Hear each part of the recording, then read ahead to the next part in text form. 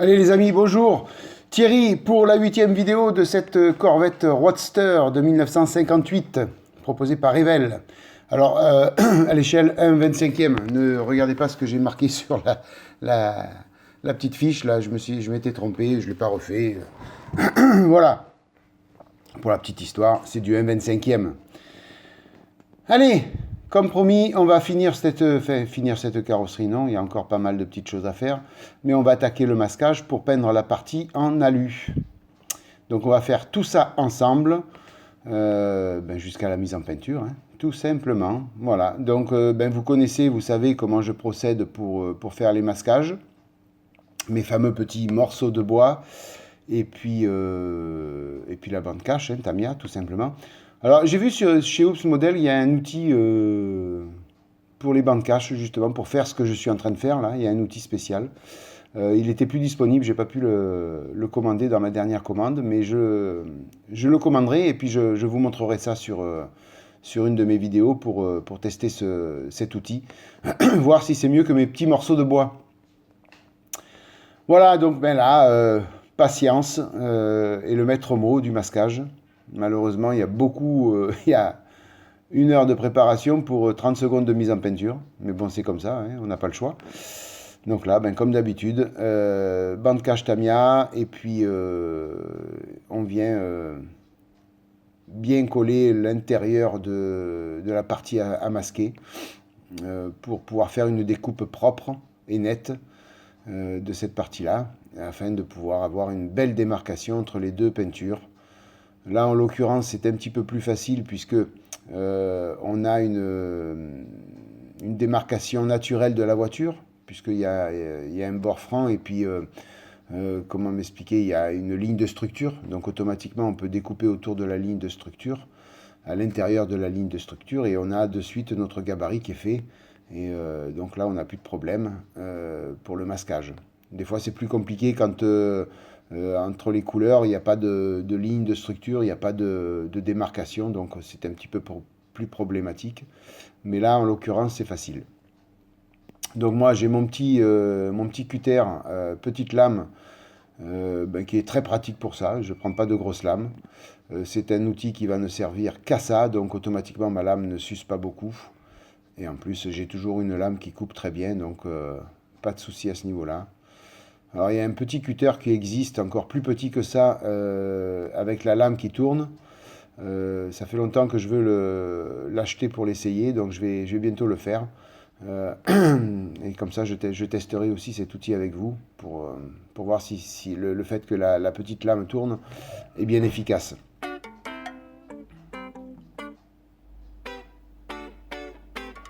Donc là, le but n'est pas de faire un sillon dans la peinture, il ne faut pas appuyer. Vraiment, on vient juste frotter la lame sur la bande cache pour couper la lame, c'est tout. Il ne faut pas trop appuyer, sinon on fait une crevasse et le remède est pire que le mal.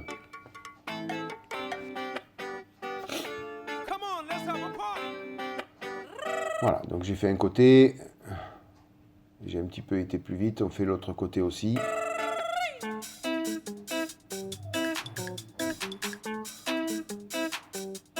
Alors quand vous allez voir cette vidéo, vous aurez vu le vlog, donc vous savez à l'avance qu'il va y avoir un petit souci sur cette carrosserie. Donc ça, vous verrez ça à la fin. Donc après, ça sera réparé dans le fameux tuto que je dois vous faire. Alors qui est fini de tourner à l'heure où je fais la voix off de cette vidéo. J'ai déjà fait le tournage et tous les rushs du tuto.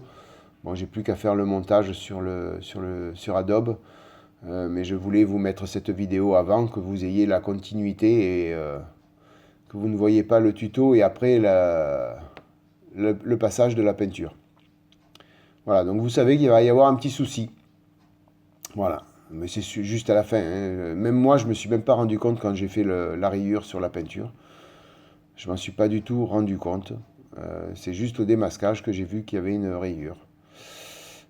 Voilà, donc bien souvent, vous savez, on fait les choses instinctivement et on ne fait pas attention à ce qu'on fait. Et puis c'est là que les problèmes arrivent, tout simplement.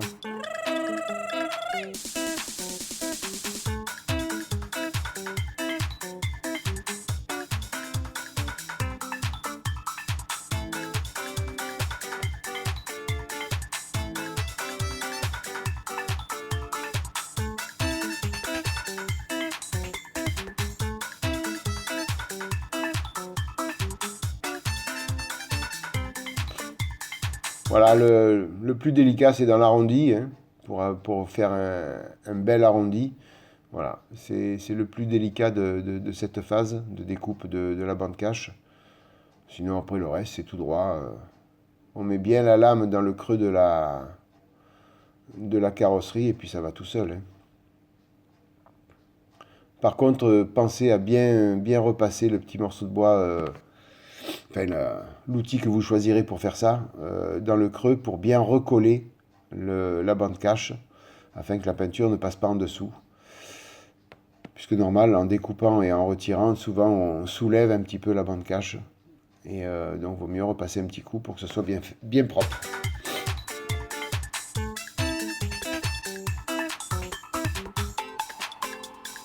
Voilà, donc là, la délimitation de la peinture est faite. Maintenant, il va falloir masquer le reste de la carrosserie. Donc là, toutes les idées sont bonnes à prendre. Bande cache, sac plastique, voilà. Enfin, moi, je me sers un petit peu de tout. Je fais le maximum autour de la face peinture, de la partie peinte en bande cache. Et puis après, dès que je peux, j'utilise, je vous montrerai ça tout à l'heure un petit peu plus loin dans la vidéo, le petit papier transparent de masquage avec un peu de scotch au bout. Donc j'ai cette fameuse bande cache violette achetée chez Action qui est pas mal. Elle sert bien. Par contre, à n'utiliser, enfin, c'est pas de sa faute à elle. Je vous verrai ça sur la prochaine vidéo du Ford Woody. J'ai eu un petit souci au démasquage de la baignoire, mais je pense essentiellement que ça vient du fait que j'ai pas laissé sécher complètement le noir. Et en fin de compte, tout le collant de la bande cache, que ce soit la violette ou la Tamiya, est resté sur la pièce peinte. Voilà. Mais je vous montrerai ça dans la prochaine vidéo du Ford Woody. Voilà, vous voyez ce petit papier plastique là que j'ai dans les mains. Il y a un petit morceau de bande cache dessus. Et ça, c'est hyper pratique pour finir de masquer. Alors ça, vous trouvez ça... moi, j'avais acheté ça, je ne me rappelle plus où. C'était en promotion. Alors, dans un magasin de bricolage, rayon peinture, vous trouvez ça. Sinon, je crois que j'avais acheté ça, peut-être chez Action, je sais pas. Je sais pas. Ou à Carrefour Market en promo dans les petits trucs de décoration. Là, vous savez, souvent on a des trucs comme ça. Voilà, ça coûte pas cher. Et par contre, ça permet de bien masquer le reste sans pour autant utiliser de la bande cache à gogo qui coûte quand même assez cher.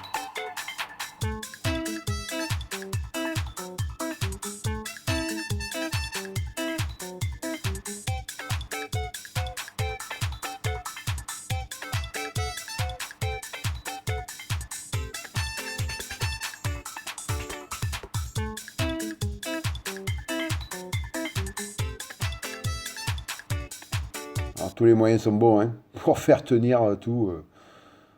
Voilà. Le but est vraiment que la carrosserie soit isolée de la peinture pour pas recevoir après la peinture à l'huile.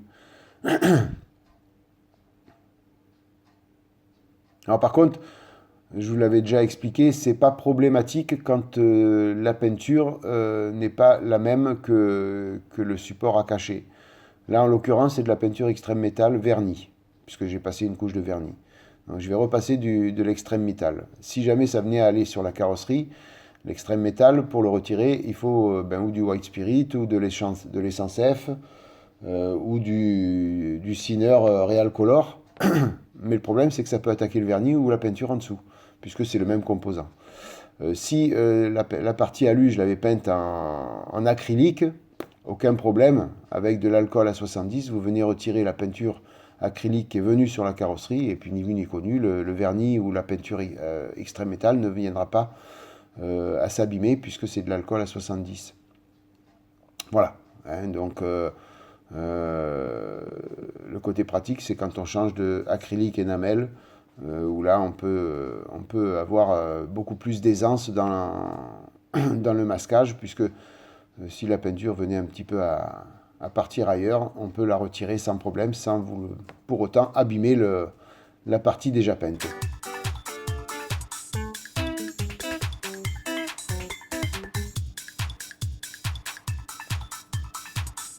Voilà, c'est fini de masquer. Normalement, la peinture ne pourra pas aller sur la carrosserie. On va pouvoir passer à la phase peinture.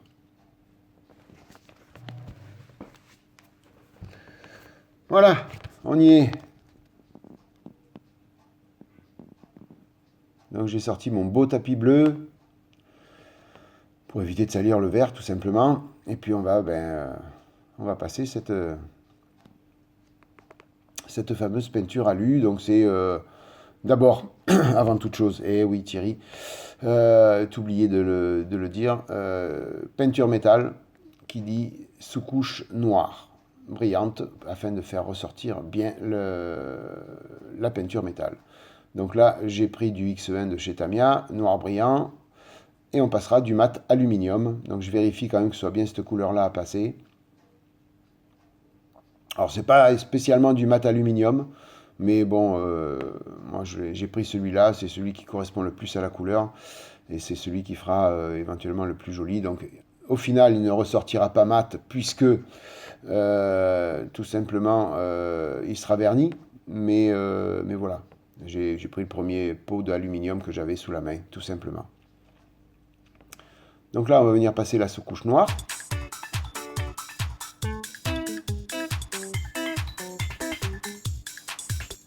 Alors, vous pouvez passer du noir traditionnel X18, sauf que vous allez... Bon, c'est vrai que après, si vous vernissez, c'est pas un problème. Si c'est pas trop brillant, c'est pas grave, puisque vous allez vernir par-dessus.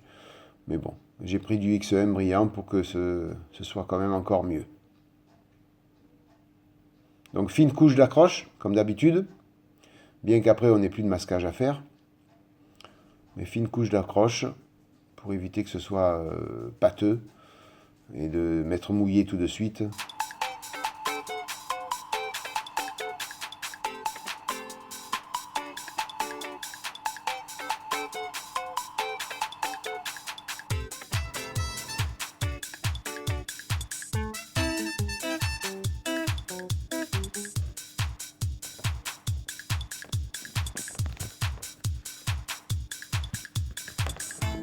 Voilà, j'ai passé une fine couche et maintenant je vais mettre un petit peu plus de peinture pour obtenir le brillant.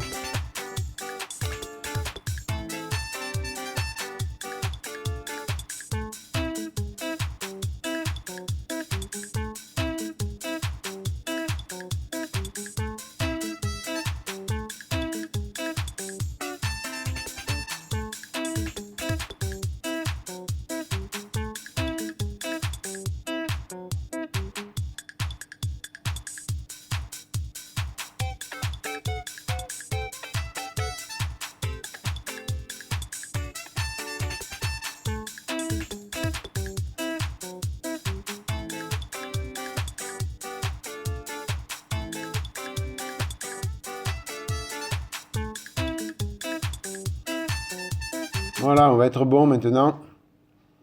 Une dernière couche bien mouillée. Alors là, j'envoie la sauce.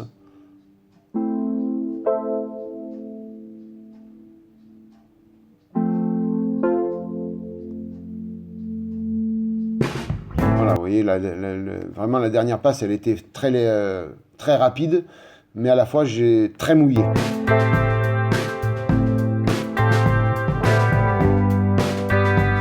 On attend bien sûr que ça sèche avant de passer l'aluminium quand même.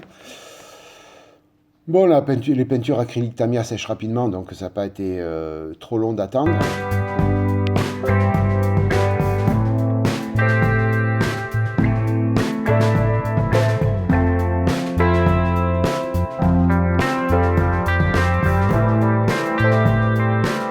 Voilà, je règle l'aérographe pour avoir un jet fin et léger pour la couche d'accroche. Et même procédé que pour le noir. 2 couches fines. Et après, on mouille tout ça.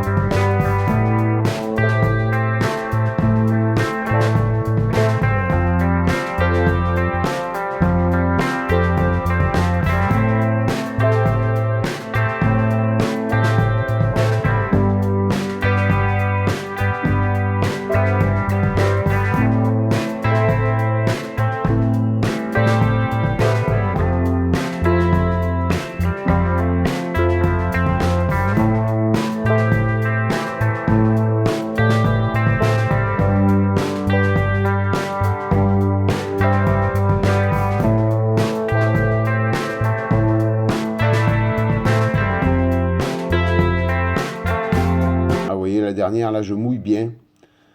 J'essaye d'envoyer la sauce.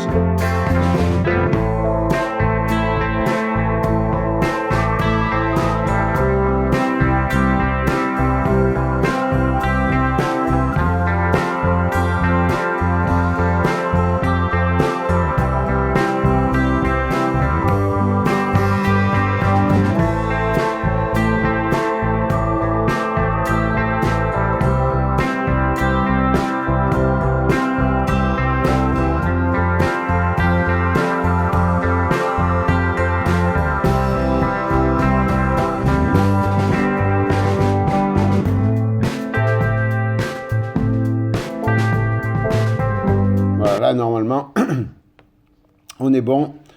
On va pouvoir laisser sécher et puis démasquer. Et ben voir le résultat final, tout simplement. C'est ce que l'on va faire tout de suite, puisque c'est bien sec. La peinture a tiré en plus, donc là, la couche s'est bien tendue. Donc là, le résultat est vraiment très joli. Jusqu'au moment où je vais donner un petit coup de petite pince dessus. Ben, il faut bien faire une boulette de temps en temps, les amis. Et oui, sinon, ce serait pas gai.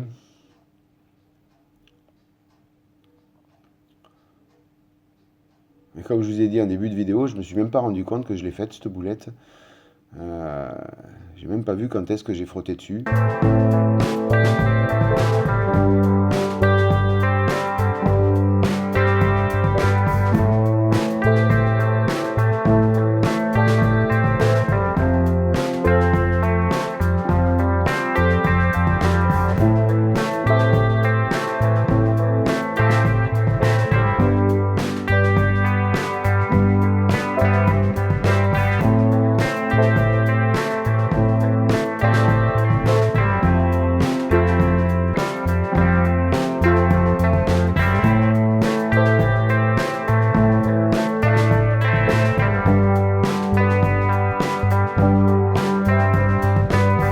Voilà, au niveau du démasquage, il faut faire doucement, bien sûr, quand on retire surtout en limite de peinture fraîche, enfin pas peinture fraîche, mais en limite de peinture, il faut faire doucement quand même. Parce que sinon, ben, on vient abîmer le travail effectué. Donc vraiment, on retire très doucement pour éviter de soulever la peinture que l'on vient de passer, tout simplement.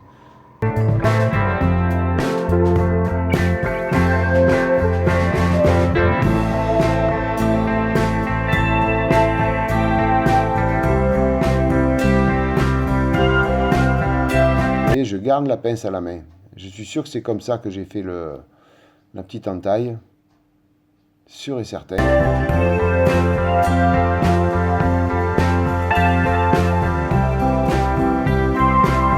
Voilà le résultat final, les amis. Ben, pour un côté, l'autre vous allez le voir tout à l'heure.